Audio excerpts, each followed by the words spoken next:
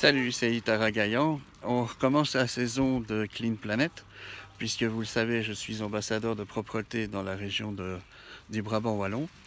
Là, je suis avec mes deux enfants et mon épouse. On va faire le petit terrain qui nous a été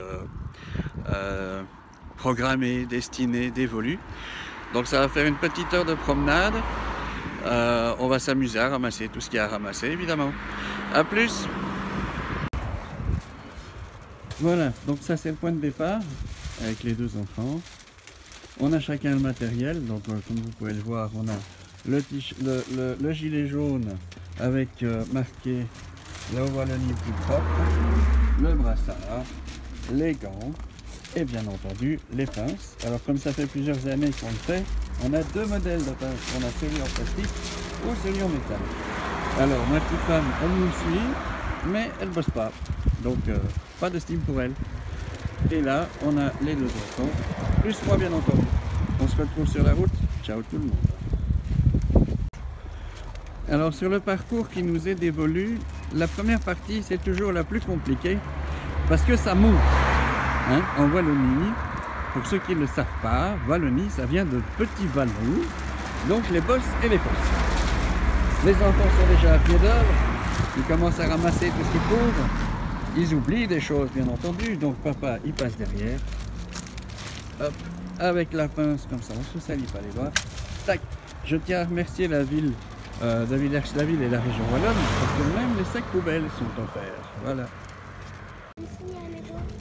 Toutes sortes de déchets, y compris des canettes. Hop. Non, ça c'est un paquet de cigarettes. Ah, c'est un paquet de clopes, un paquet de clopes dans le sac blanc. Si on trouve des canettes, ce sera pour le sac blanc. Parfois, évidemment, il faut un peu chercher. Hein? Là, ça a l'air tout propre. Ben, ça l'est pas. Il suffit d'être un petit peu attentif, de regarder un petit peu plus près dans les plantes, dans les brousses, j'ai envie de dire.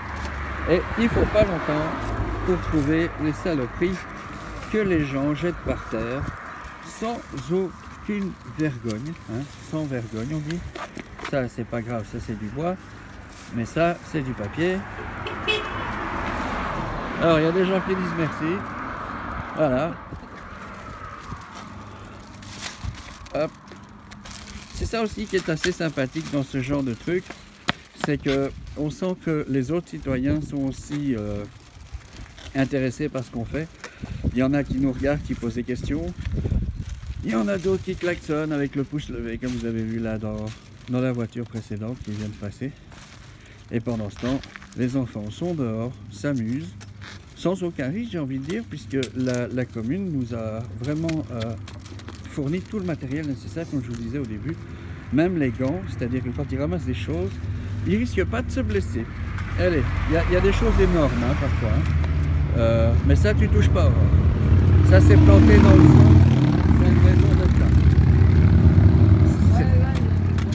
Allez, on continue. Non, On vous montrera aussi bien entendu la somme des déchets qu'on aura fait à la fin de la petite récolte du jour. Les gens parfois, franchement, même des canettes, allez, ça se recycle les canettes, ça se jette pas dans la nature. Vous avez remarqué que c'était de l'alcool, ça donne un petit peu l'idée des gens qui jettent ça par la fenêtre. Non pas que tous les gens qui aiment boire une canette alcoolisée fassent ça, mais à mon avis, une fois bien rempli, bien saoul, ça aide pas à être respectueux de la nature.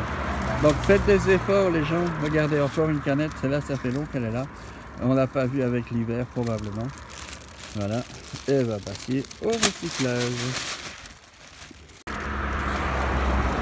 Encore une autre chose qu'on retrouve évidemment très souvent, pardon Virgile, c'est les clopes.